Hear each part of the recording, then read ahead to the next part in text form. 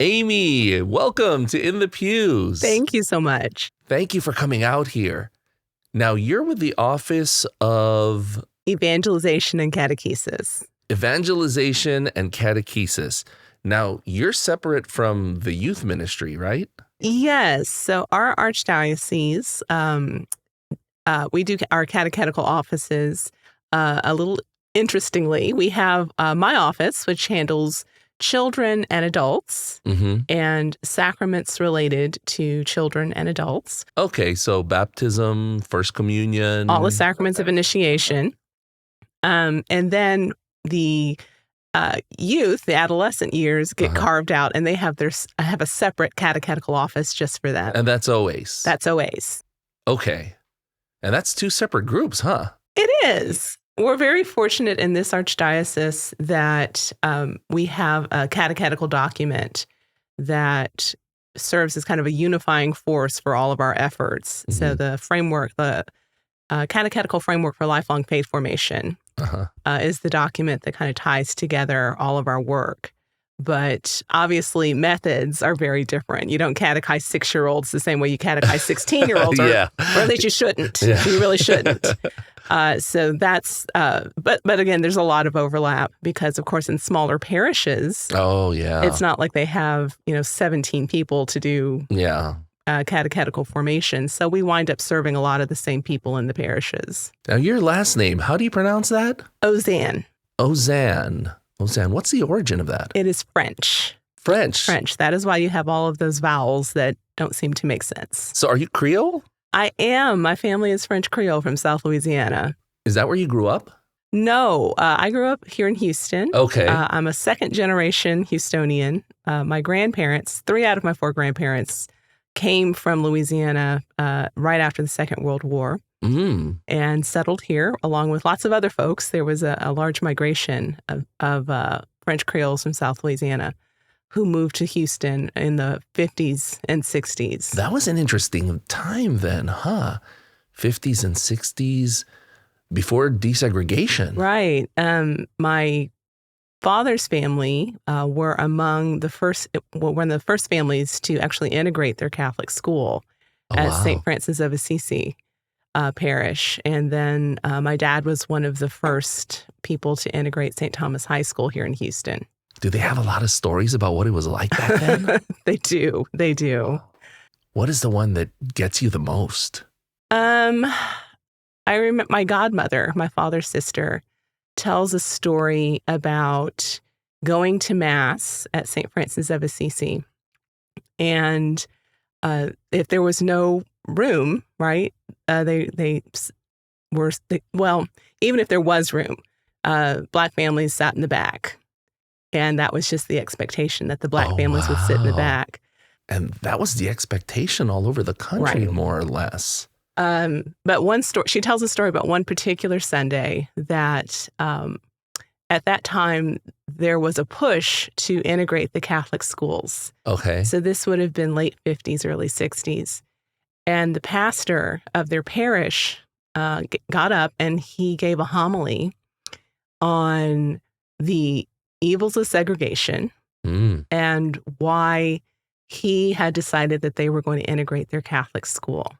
Oh, that must have been controversial at the time. Well, my aunt tells the story, the way that she tells the story, after Mass, they went home and she was with my grandmother in the kitchen cooking. She was the sous chef on Sundays, right? She would be in there with my grandmother. And she asked my grandmother, what is segregation? Because you have to understand that Black Creole families really grew up in enclaves, right? So like many immigrant groups, you moved where there were people. Yeah, and you just gravitate to people of similar backgrounds. Exactly. Well, and it was family, right? So you followed family. So you moved into the same neighborhood as your family. You went to the same church as your family. You went to the same segregated school as your family. And my father tells a beautiful story. He says, we didn't know we were second class. Wow. Because our community the adults in our community were so intentional about creating a space for us where we could thrive.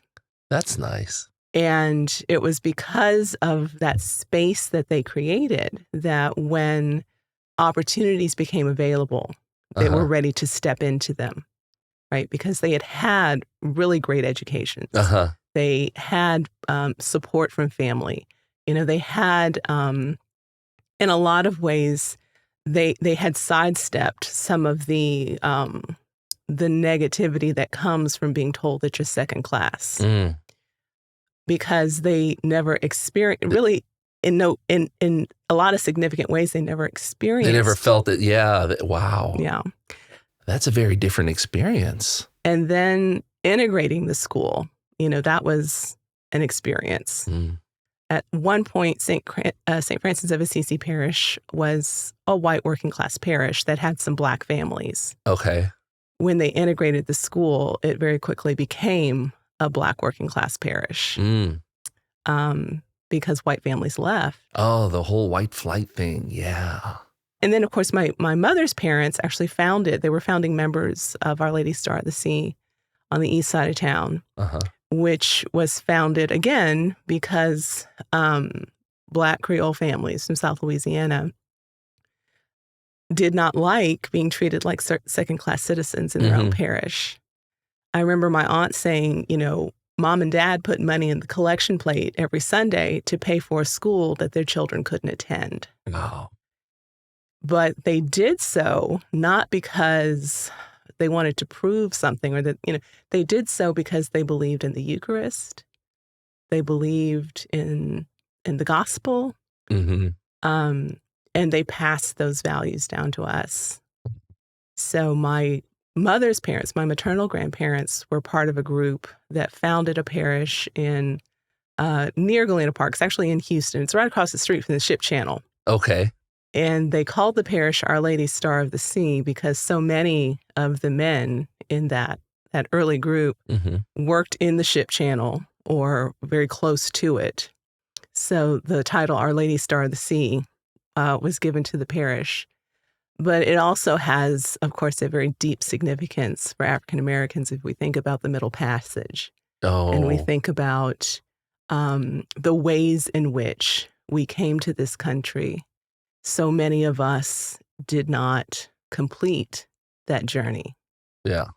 And the protective hand of our Blessed Mother that was over us when we got here and allowed us to persevere and even to thrive. So that's your home parish? That's my home parish, Our Lady Star of the Sea. I'm there every Sunday singing in the gospel choir, so come on by.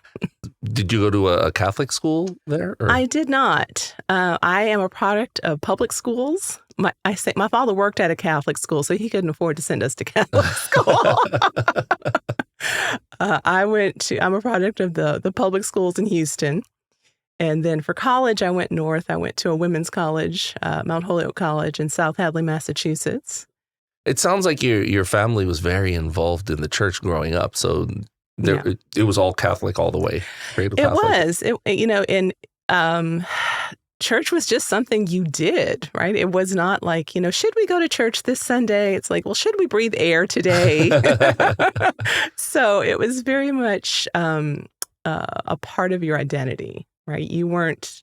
You were Catholic, right? You're Creole. You're Catholic. That's not so much the case anymore. Especially young. They just did a study that looked at, and I forget the name of the group, but it was out of Xavier University. They looked at the number of young Black adults who are leaving the Catholic Church. And if we think about the number of young adults who are leaving the Catholic Church overall, we know that number is way too high. Yes.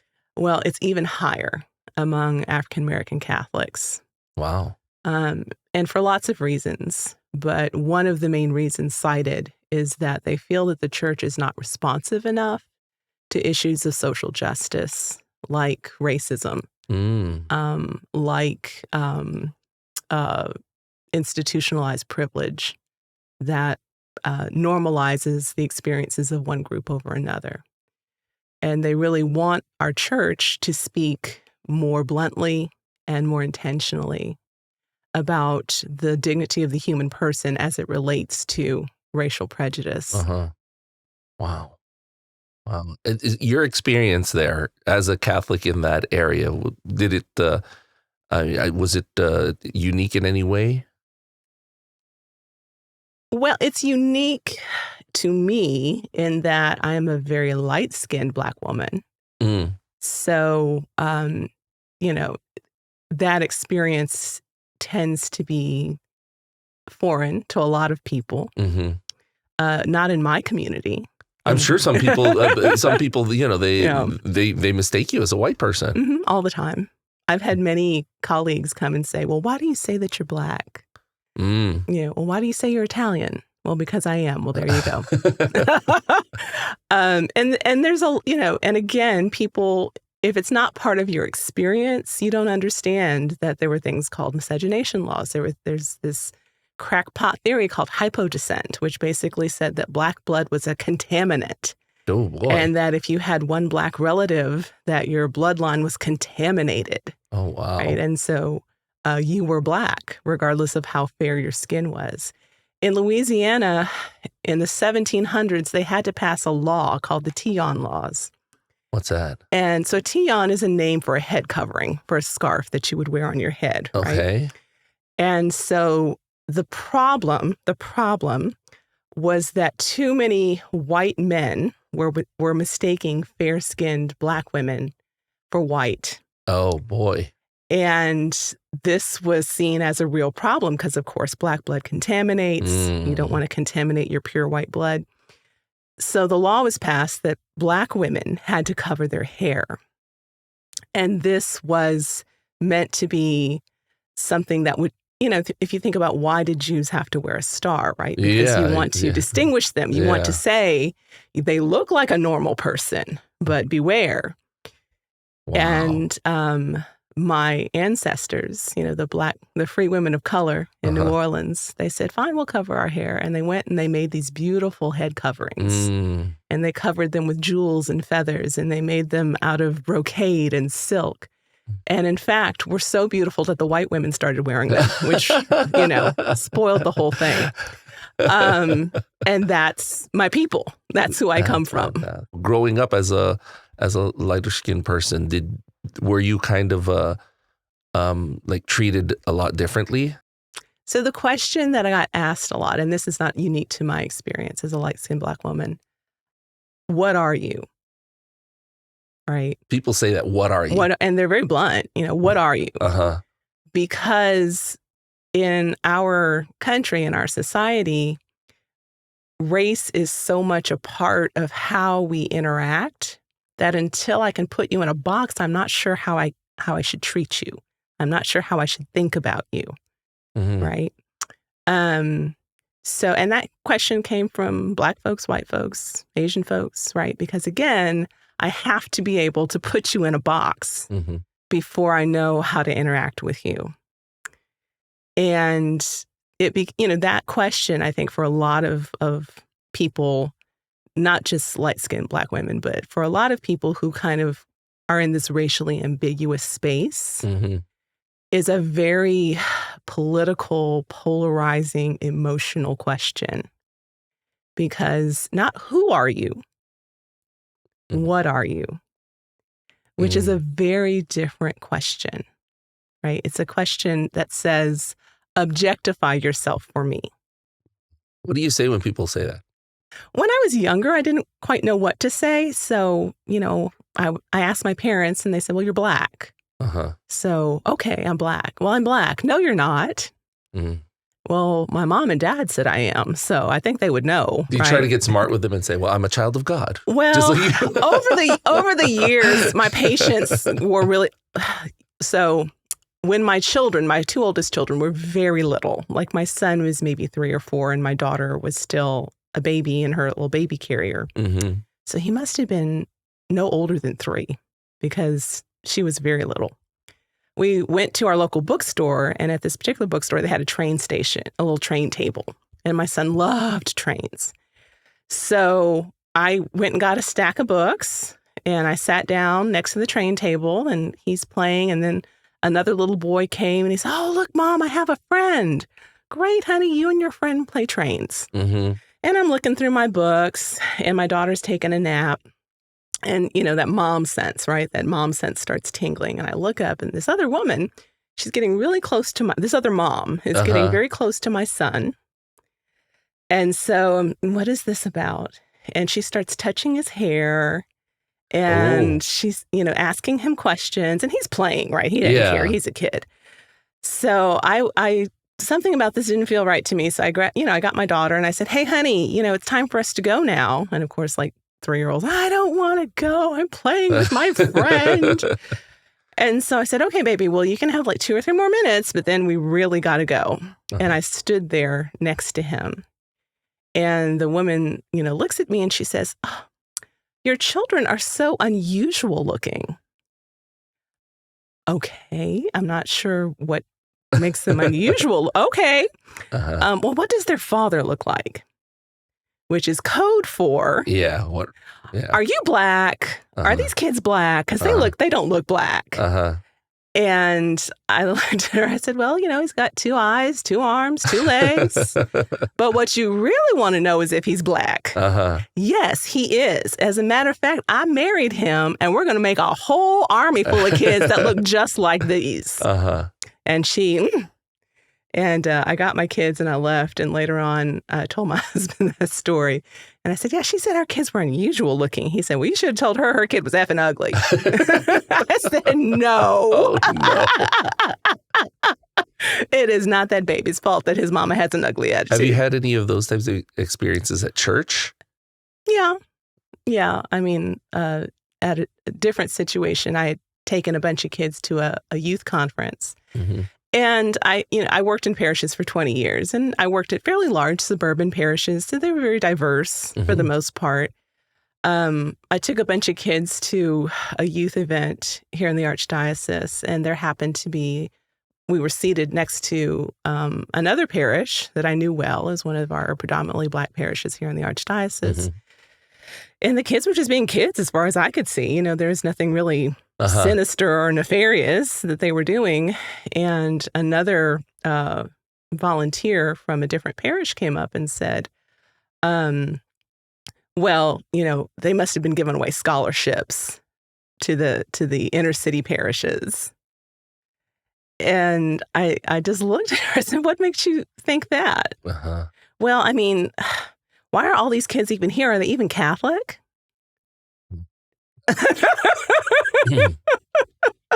Oh. What do you say? Well, I mean, the ignorance is so stunning. What do you say, right? Oh, wow. But it again, it's not like this is a terrible, awful person. Like, oh, what an evil, awful racist. Just right? somebody who hasn't had a lot of experience with. Well, I tell people all the time, I've only ever been me. So the only experience I have at being a human person is my own. So if I'm going to understand anything else about other human persons, I'm going to have to pay attention and listen and understand that their experience is different than mine. And in fact, as a Christian, that's what I'm called to do. Yes. I'm called to see the dignity and the humanity of every person and to seek the face of Christ in their humanity, which is different than mine. And it's okay that it's different than mine, because heaven is not going to look like, Da Vinci's Last Supper, right? There's going to be a lot of different people there. Yeah. Because they're coming from all over the planet. Yeah. I tell people all the time, if you think about the fact that the church has existed for 2,000 years all over the world, do you really think all the holiness was concentrated in Western Europe? Do you really think the only saints that are in heaven are the ones, that look like our quote unquote traditional images of Catholicism? Probably not. So wouldn't it be wonderful if we began to see the fullness of heaven here on earth? Yes. Wouldn't it be wonderful if we began to appreciate and receive the holiness that comes from saints that don't look like us, that don't speak our language, but who lived the gospel in really trying times and whose lives have something to teach us. Yeah. Now, when you said you went to college where did you go again? I went to Mount Holyoke College, which Uh-huh. is one of the Seven Sisters, what used to be called the Seven Sisters. Seven Sisters? Seven women's colleges that were kind of companion to men's Ivy League colleges. Okay. So I went all the way to Massachusetts for 4 years. It was very cold. It was very, very cold. I mean, a very extremely different culture as well up there. Very different. I remember I wrote an English paper and went to talk to one of my English professors about it. Mm-hmm. And when you think about kind of the central casting New England English professor, right? So he's got the little bow tie and the little Argyle vest and the loafers with like the patterned socks. And I'm talking to him about my paper. He says, "Oh, this paper, it's really good." I said, "Well, thank you. So where did you go to school?" I said, "Houston." "No, I mean, where did you grow up?" I said, "Houston." He says, "No, really, where are you from?" And I said, "Houston." And he said, "In Texas?" I said, "Yes." And he says, "Oh, you speak English so well." Oh, God.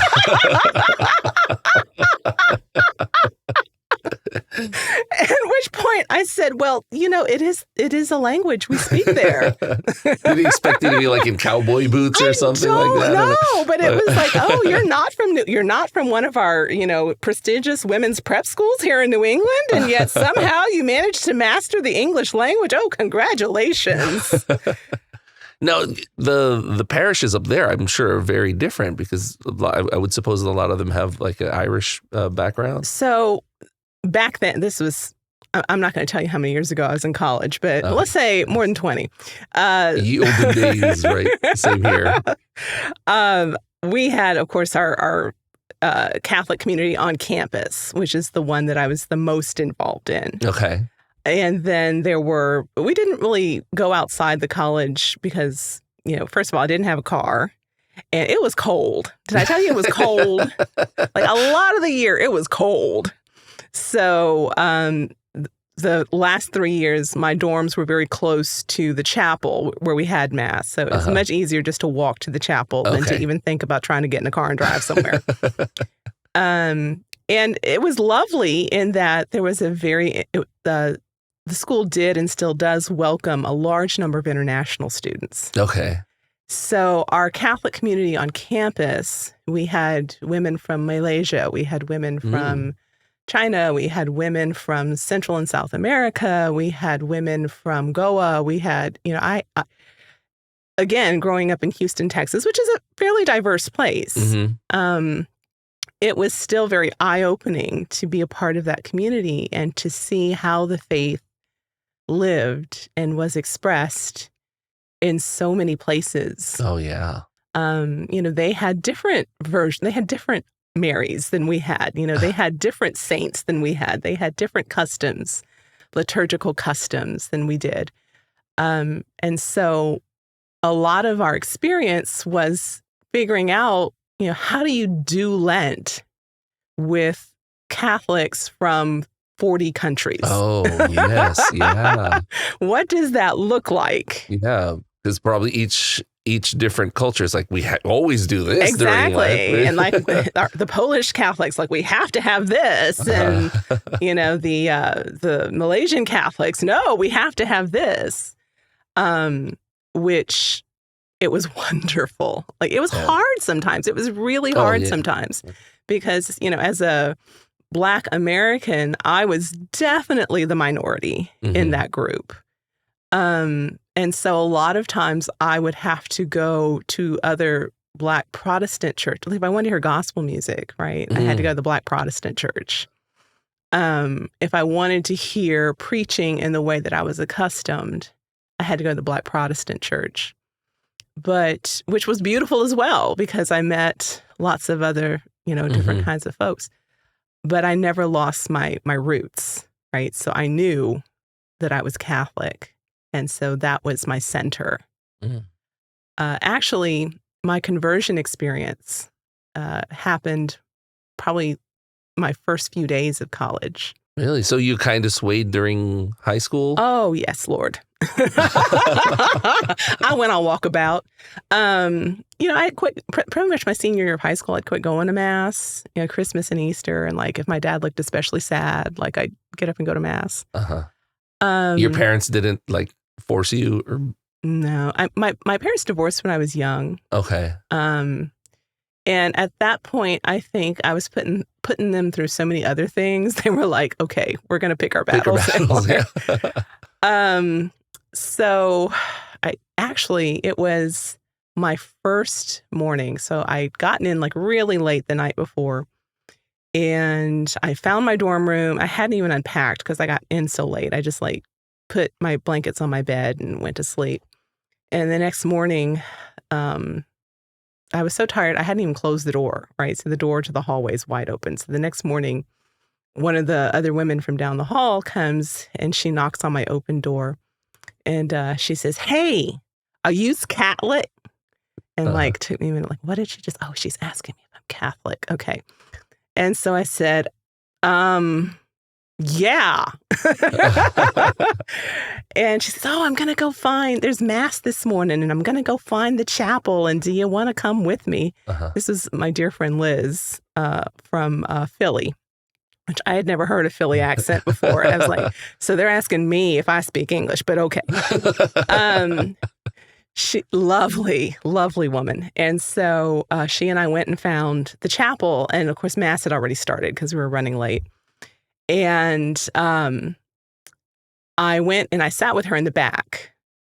And I hadn't been to Mass in a year, at least. And I sat in the back with her, and then it's Mass. So I'm kind of like looking around, checking out the chapel. Like, oh, it's pretty. Like, oh, look at these nice stained glass windows. Okay, what's for lunch? Where is lunch? Like, where am I going to find lunch? And, I'm not really I'm not really honed in on what's happening here. And then it comes time for communion, and I've got my plan. Okay, so when communion comes, I'll just stay seated, and I'll let them go. Everybody can go. So communion comes, and I get up, thinking I'm going to let them all out. And then somehow I wind up in line, right? So like that was not the plan. The plan was not to be in line. But I'm I don't want to make a fuss. Like if I turn around now, people are going to look at me. Yeah. Like, oh, I forgot I'm a sinner. Never mind. I'll sit down. Like, so I'm just going to stay in line.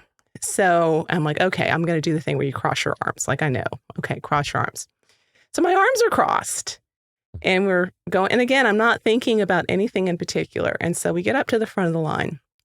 And the Eucharistic minister, I guess, either didn't see my crossed arms or didn't know what they meant or just ignored them. He raised up the Blessed Sacrament and he said, "The body of Christ," and like muscle memory, just muscle memory, right? Arms out in front. Amen. And he placed the sacrament in my hand. And in that moment, it's like it just all became, all of the confusion and the doubts and the questions I had, like, he wants me. He wants me. He knows exactly who I am. He knows my faults. He knows my shortcomings. He knows everything. And he wants me.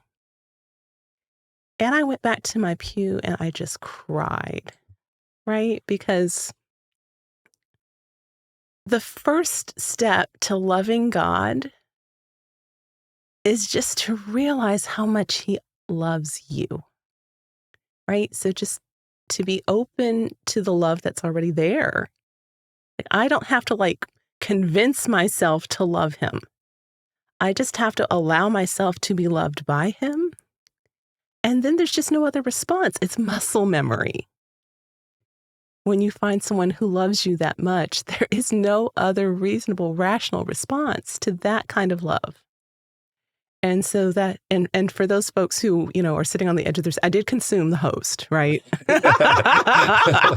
So I did not like bring the host back to no, I did consume the host, which of course I hadn't been to confession. So that was an issue. But in the moment, right, that's what made sense to me. That's wonderful. You had planned to reject him, and He wouldn't let me. He was like, girl, please. Ain't nobody got time for you and your little tantrum over here. That's pretty much what it is. Right. And so many times in my life since then, the lesson he keeps teaching me over and over and over again is just say yes the first time. I want good for you. So anything I ask of you, it is for your good. So quit fighting me and just say yes the first time. And so I have had to learn that lesson again and again and again. So what did your friends say? You come back from communion and you're crying. Did she say anything? That's why we're still friends. Oh, how beautiful. Yeah. Beautiful. Yeah. And so then it was kind of like, okay, so now what do I do with this? And I was very blessed to have that first year we had a wonderful woman chaplain. Her name was Mary Sue Callan Farley, and we're still friends. She's still in my life. And Mary Sue was just this kind of like perky little elf of a woman who, she was married and she had all these kids, and I was like, this is crazy. But yeah, she was wonderful, and she was very intentional about forming a community of Catholic women. And that's where I found my vocation as a Catholic woman. So when you went to college, what did you take up originally? Oh, Lord, so many things. Oh, so you bounced around trying to find your way. Okay. I did. So I was originally, I think, a women's studies major. Because if you go to a women's college, you have to be a women's studies major for at least 5 minutes. And then I was an English major for quite a bit, but I was like, oh God, no more Shakespeare, please, Lord. I just can't. And then eventually I kind of came to this thing, American Studies, which was kind of like American culture and history and politics. And that was really interesting to me. Like interdisciplinary things that overlap have always been very interesting to me. So my bachelor's degree was in American Studies and English double major. And then a few years later, I came home and I started working and I said, oh, wait, what do I really want to do? And so that's when I studied social work, and I got a master's degree in social work from the University of Houston, and began working for the church and was using that social work degree all the time. Really? Oh, because social work is just helping people solve problems. Right? It's looking at systems and people and making systems work for people. Okay. Which is something that we do all the time in the parish.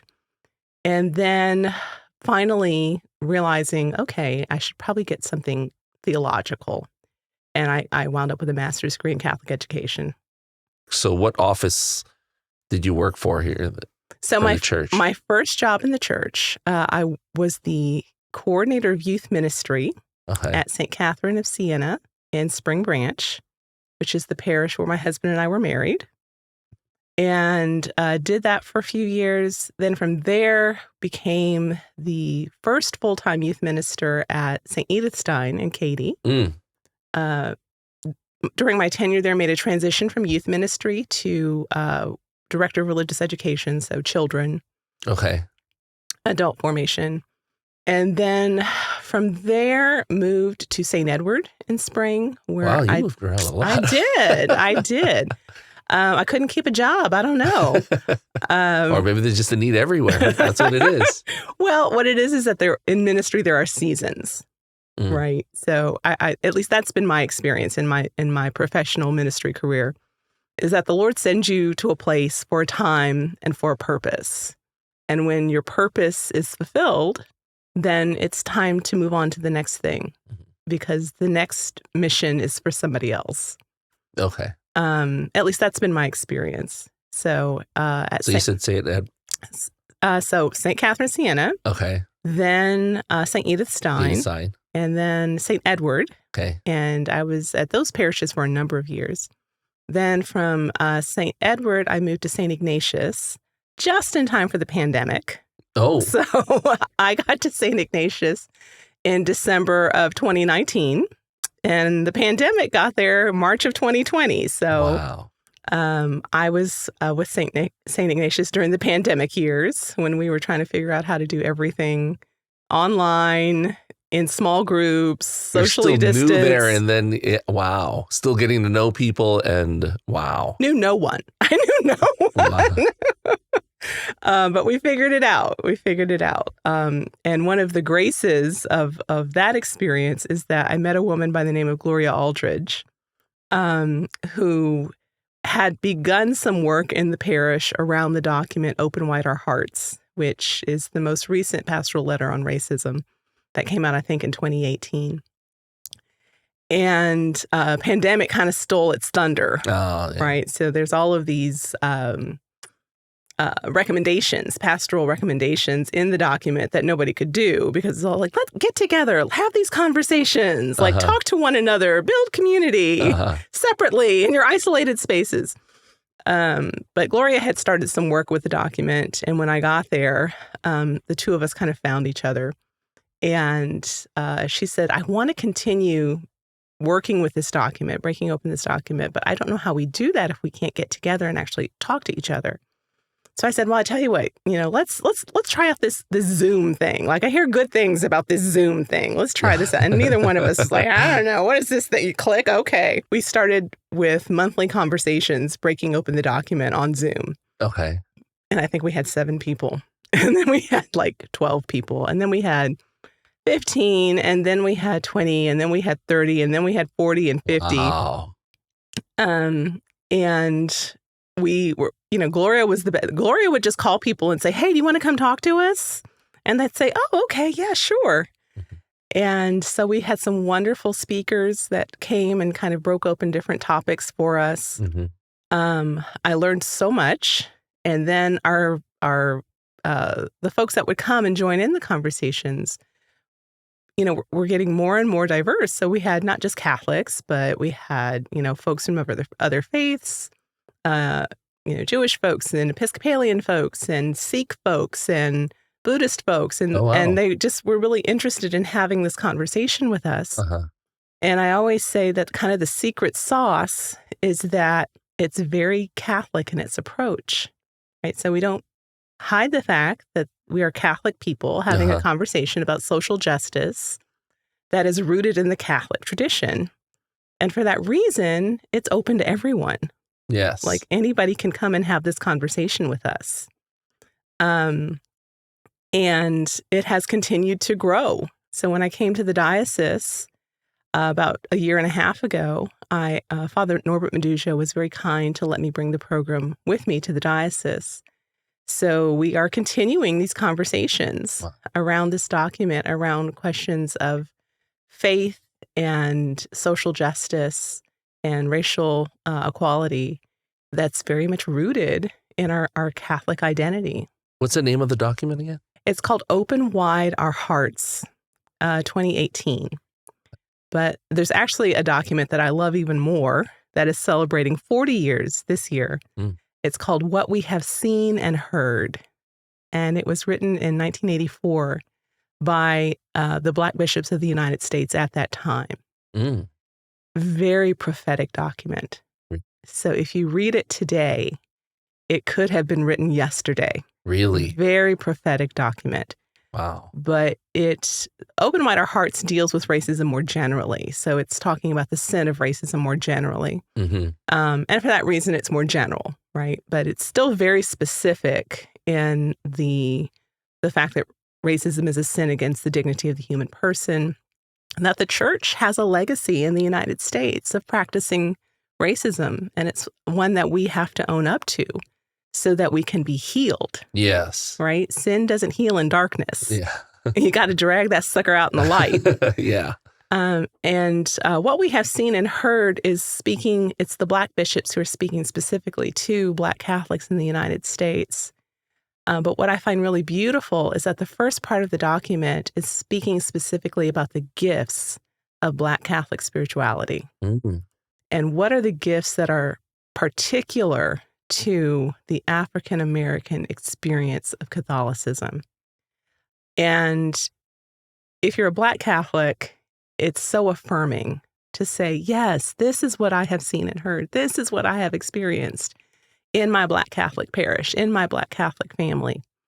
And if you're not a Black Catholic, it's very illuminating right? Because it talks about the fact that our expressions of holiness are every bit as holy as anybody else's. I'm very hesitant of this word traditional, right? Oh. Right? So traditional Catholicism. Well, everybody's Catholicism has a tradition. Samoan Catholicism has a tradition. So when we use that word as kind of code for Catholicism as it's understood and exported from Western Europe, we, in fact, are saying that other ways of being Catholic are somehow less authentic. Oh. Which is very un-Catholic. Yes. Because Catholic means universal. Yes. So I like to talk about expressions of Catholicism, right? So there's a Western European expression of Catholicism that is beautiful. That's a nice way to say it, yeah. It's beautiful. It has its own iconography. It has its own music. It has its own understanding of liturgy and holiness that is beautiful and illuminating and a gift to the universal church. But I have gifts too. My parish, my way of being Catholic, I have gifts too. Yeah. And I'm very happy to offer my gifts. And as a matter of fact, by my baptismal call, I have a right and a duty and an obligation to offer my gifts to the universal church. So that's kind of where I sit in terms of my ministry and my spirituality. So the name of that program is still the same name as the document? It's the same name. It's called Community Conversations. Okay. And once a month, it's on Zoom still. Really? And we get people from all over the country. My favorite story about Community Conversations is that a few years ago for Black Catholic History Month, which is November, if you didn't know, November is Black Catholic History Month. Gloria Aldridge and I got this idea. There are 6 African Americans whose lives are currently being considered for sainthood. And so we got this idea, let's highlight a few of these people because probably there's a lot of Black Catholics who don't know these people. And there's certainly a lot of non-Black Catholics who have never heard of these folks. So we got this idea that we were going to do these Zoom calls and kind of highlight their lives. And so the Office for the Cause of Father Augustus Tolton, who's the first Black Catholic priest in the United States. Actually, not the first. The Healy brothers were first, but they were passing for white, and that's another story. Okay. But Augustus Tolton is the first man who is identifiably, right, an African-American priest. And his cause is out of the Archdiocese of Chicago. And so I told Gloria, well, I'll call the office and they'll have some professor or some nice little nun or somebody who can come talk to our little group on Zoom. So I called and this very lovely deacon answered and, how can I help you? And I kind of explained, who we were and what we were doing. And could he please suggest someone who would be willing to come and do a little hour-and-a-half Zoom call with this group? Yes, I believe Bishop can do that. I said, Bishop who? Bishop what? Somebody named Bishop? What's going on? Father Bishop what? No, Bishop Joseph Perry said, sure, I would love to do that.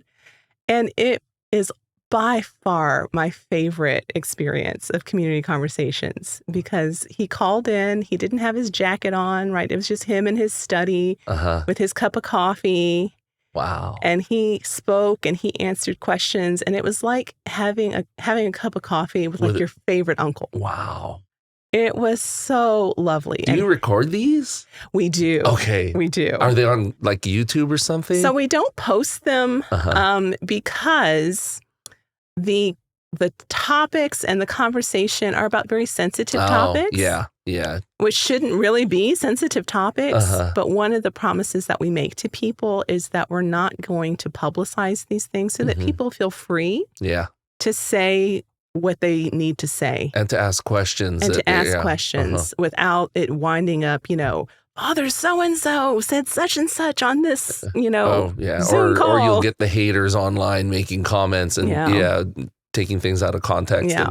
Which that I don't care about. But, I do care that people feel free to come and have an honest conversation.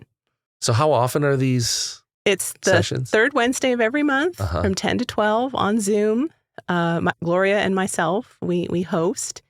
And where can they find the link to that? So if you go to the OEC website, which is on the Archdiocesan website, there's a page that says Catechesis of African American Descent. If you click on that, I think it just says African American Catholics, as a matter of fact. If you click on that, then all of our programs out of the Catechesis for African and African American Descent are there.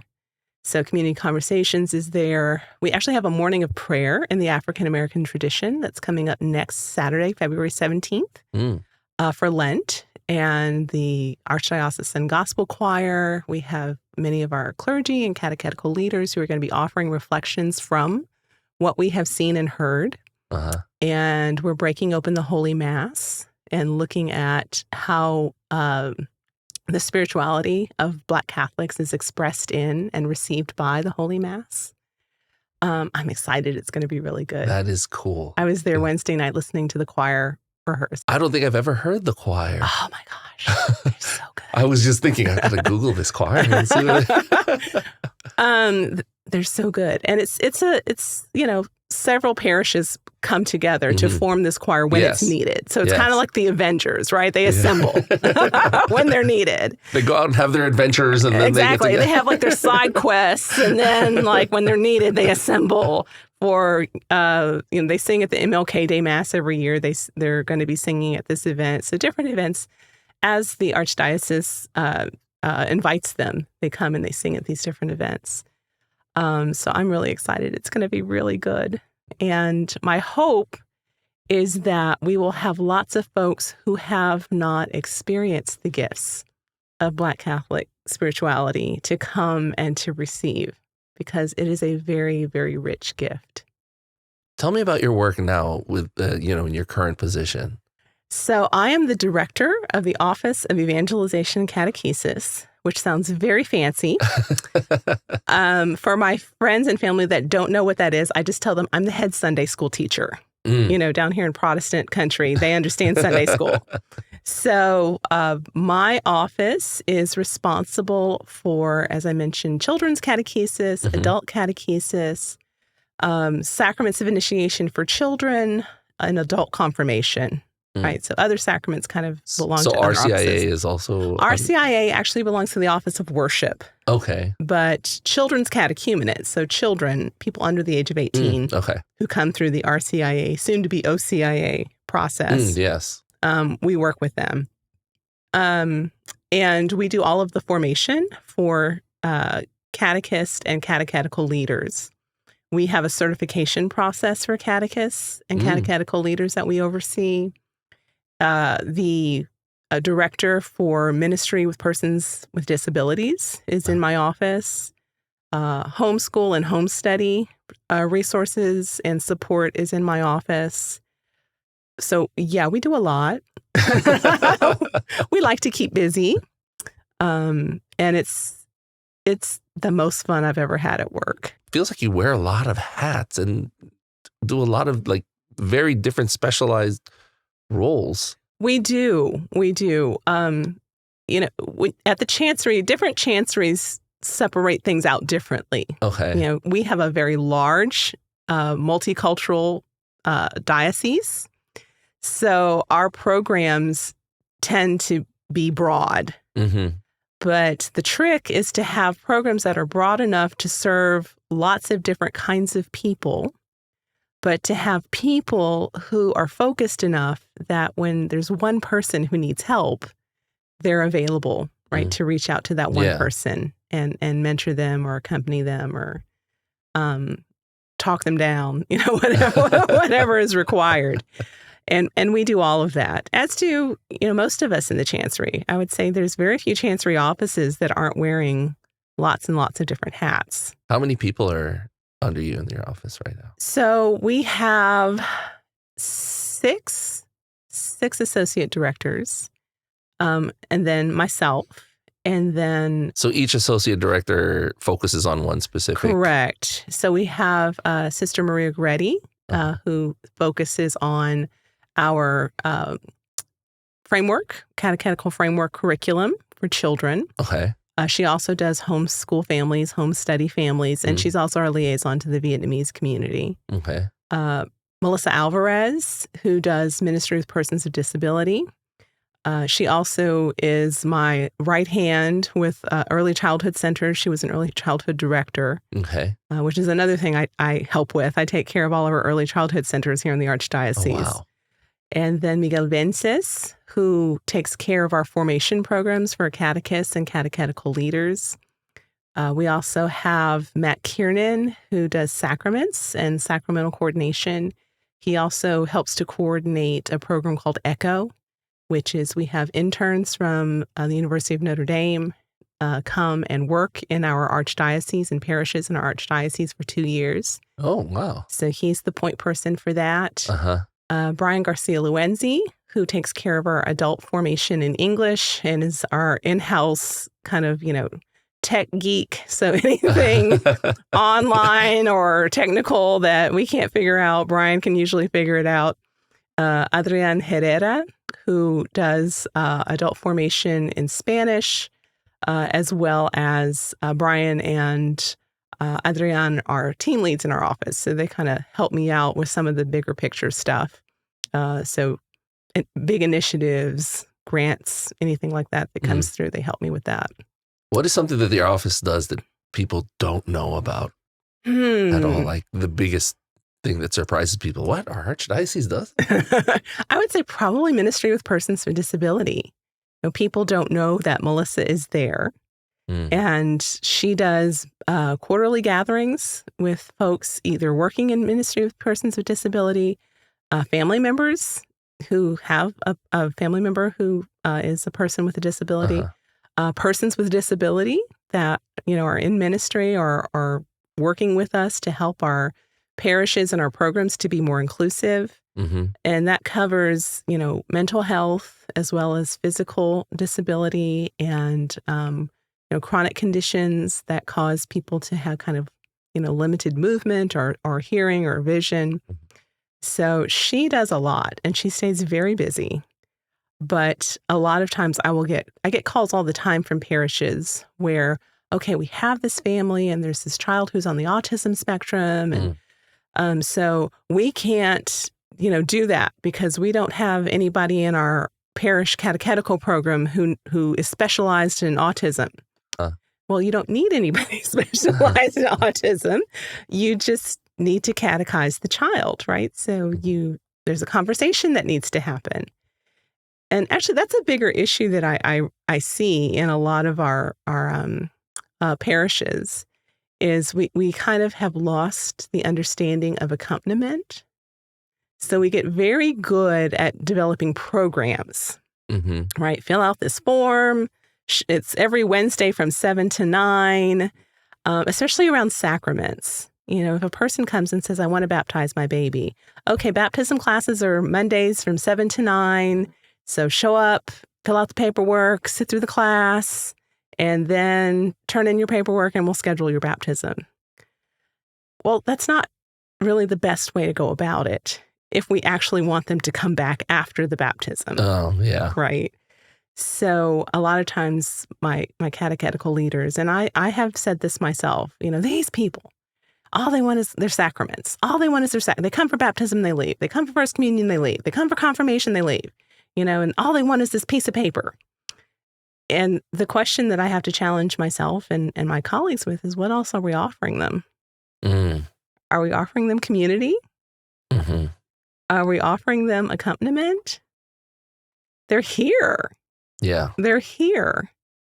So since they made it in the front door, then our job is to walk with them, even if it's out the back door, right? So that no one can say they just passed through our program.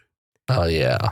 But that when they were here, there was someone who knew their name and someone who wanted to walk with them the way that Jesus walked with people. They may exit that door, but if they had a good experience, they will come back. Yeah. And people, there's so many things that families are dealing with nowadays. There are so many things that people are dealing with nowadays. if we wanted to sit in judgment of folks, I guess we could, but then we'd really need to take the cross down, right? Because that's not what Jesus asked us to do. So I know it can be a very daunting task, especially you were telling me at St. Faustina, you have people everywhere. Yeah, and it's still growing. And it's still growing. Like we're baptizing 9,000 babies a month. How are we going to accompany 9,000 people?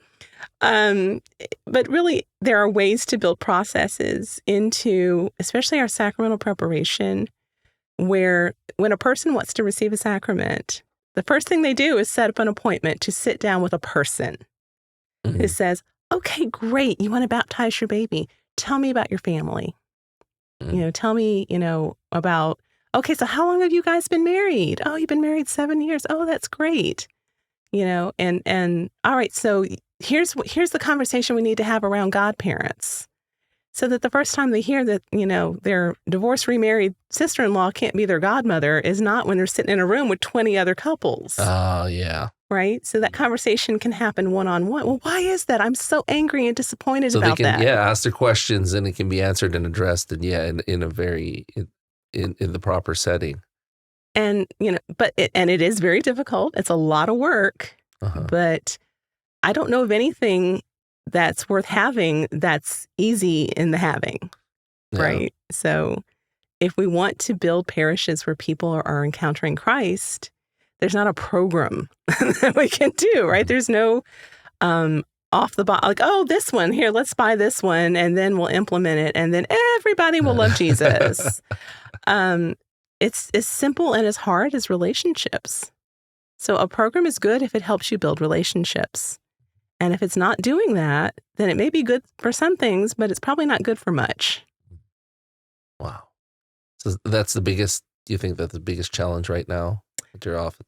Absolutely. Absolutely. And I see it even more at our level, right? Because when I was working in the parishes, you're working as hard as you can to accompany and build relationships in this parish of 4,000, 5,000 registered families. Right. And that there's much more than that because there's a bunch of people who aren't registered. Yes.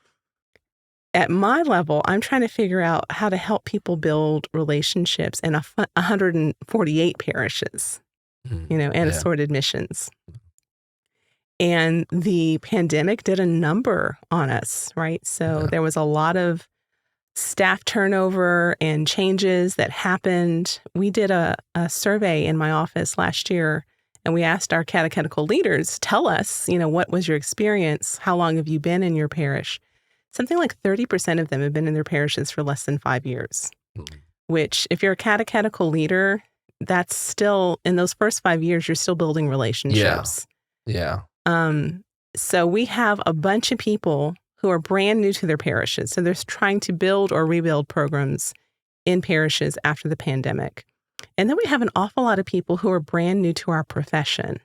So they've been a lay catechetical leader for 3 years or less. So either this is a second career, or they're a volunteer who got voluntold, or they're straight out of school, right? And this is their first kind of big girl, big boy job. And they're trying to navigate all of that. And my office has to figure out a way to accompany all of those people. Because when they call us and they're having a bad day or there's some crisis or, oh my goodness, we had the first communion retreat and this happened and I don't know how to deal with it. Our job is to be there on the other end of the line and talk them through it. And also run programs for thousands and thousands and thousands of people every year. Wow. That's fantastic. Thank you so much for all the work that you and, your staff do for, everybody, the young people and the older people in the Archdiocese. I mean, more power to you all. It is the best job I've ever had. I love it. And I work with wonderful, dedicated people that make it such a joy to go to work in the morning.